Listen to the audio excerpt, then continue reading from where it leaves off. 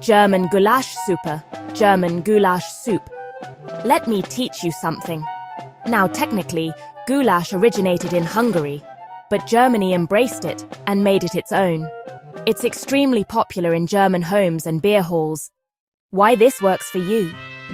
Beef hunt protein stability, paprika, anti-inflammatory compounds, onions and garlic, immune support, slow simmer, collagen from connective tissue, potatoes, optional or controlled, cultural comfort.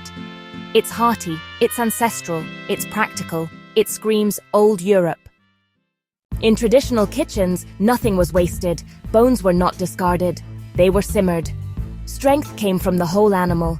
That hits your ancestral theme beautifully.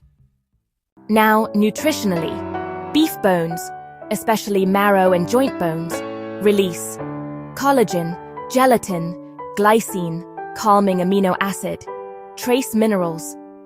When you simmer low and slow, you're extracting nourishment. Does it cure? No.